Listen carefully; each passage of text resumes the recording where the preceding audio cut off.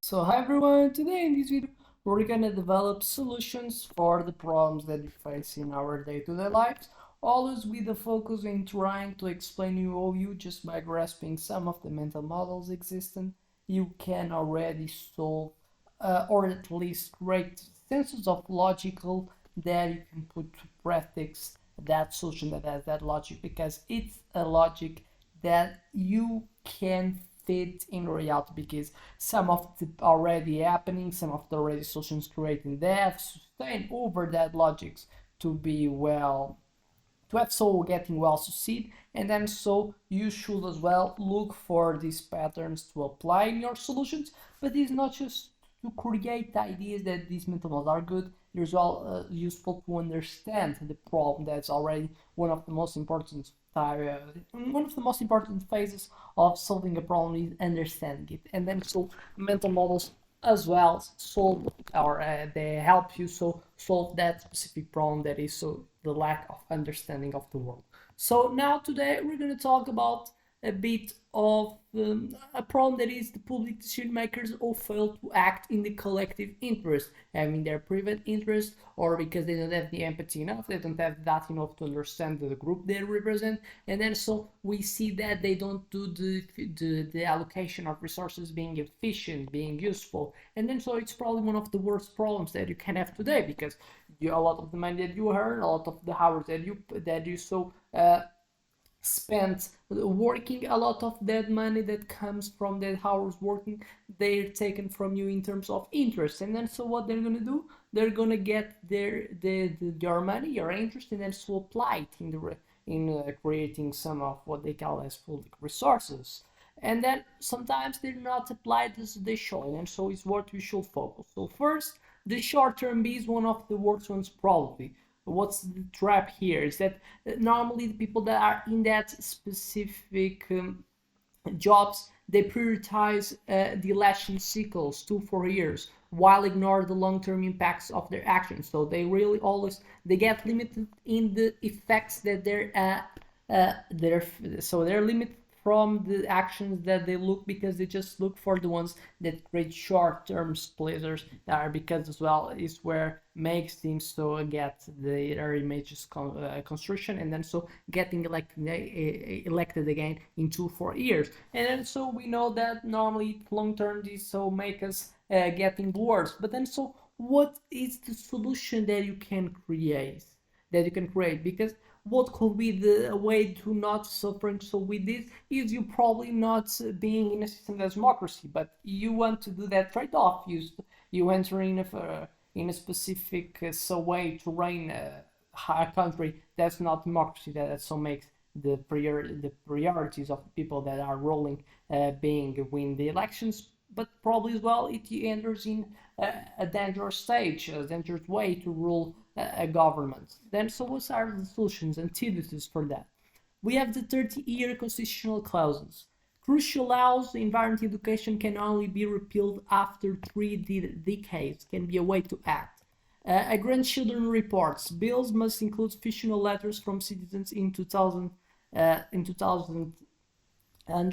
affected by the decision. As example, we have the Norway that requires climate impact assessments for 2070 on new projects. So could be a way to act. So basically, is creating and manhandle so the system in a way that so you make the people have more in consideration the long-term effects. So probably making people getting incentivized to create solutions that have a long-term impact. But then so how you do it is where so leaves the goal that is so being able to build a solution that is able to do. We give 2 ways to do it, but you can look more because you already understand that the short-term base is one of the problems for the bad type of usage of public resources.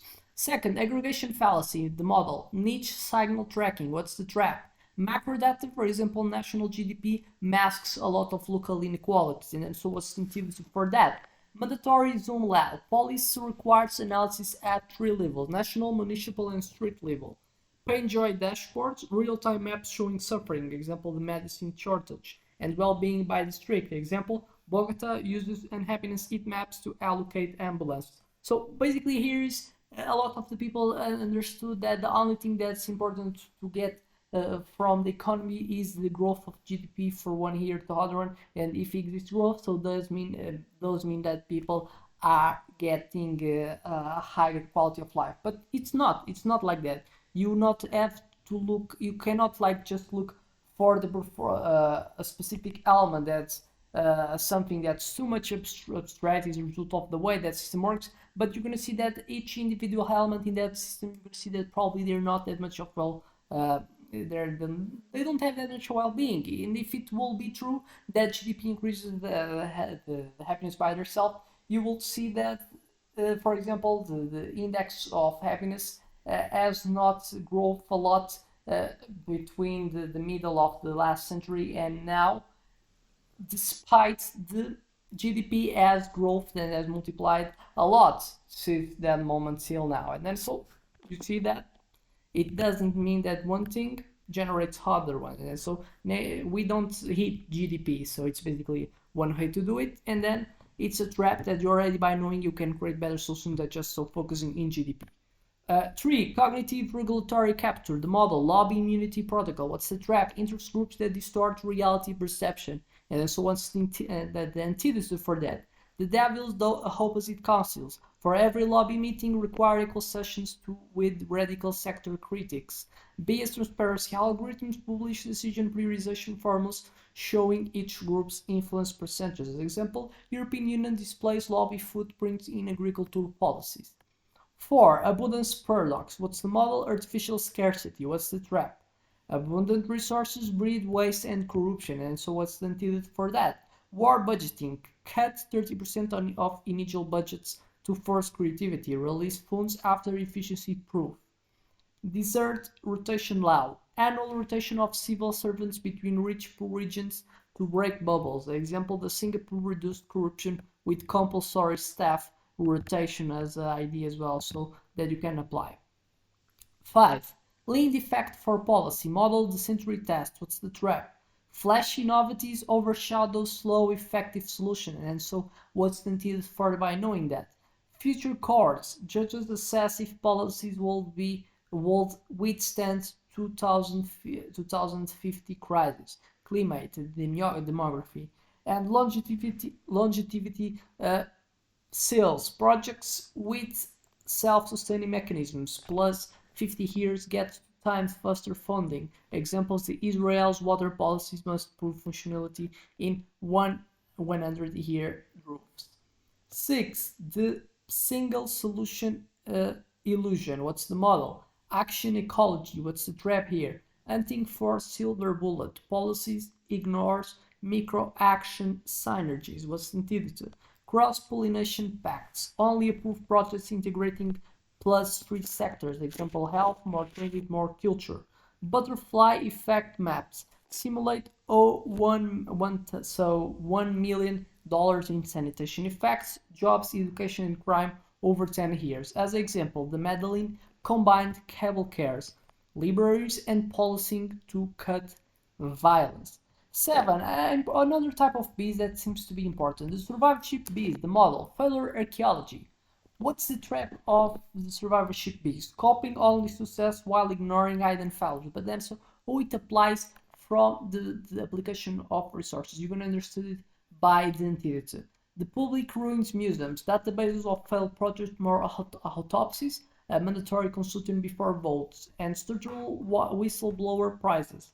Reward officials identifying root causes of failures. Example: the World Bank project graveyard documents 5,000 plus failures. It's important to do it because with that it is helpful to people to understand the failures of the public allocation. Obviously, one of the most important elements to show people that are so have the conscience is the people. So educating people about what people in the future or in case in the past have done with. So in this paper, see the patterns and then so they understand in the candidates that they see there. So in the run for the specific place in government, they have a higher analysis skill that obviously it's important to choose better. Hate, the group myopia model, the reality exchange, what's the trap? Political elites live in disconnected bubbles. So what's the antidote for that? Compulsionary immersions. 72-hour living with lowest income families with public diaries. And invisible councils, mandatory quotas for homeless residents, waste speakers, and informal workers in communities. Example, the CEO's mayor worked 1 week as a ride-hail driver to reform labor laws. So it seems to be important to do it. So with that, I expect that you have liked the video. I expect it was enough so to may subscribe, and I hope to see you in the next one. And I hope that you have as well got the statement, the value that I pretend to aggregate for you that's listening. So thank you and see you in the next one.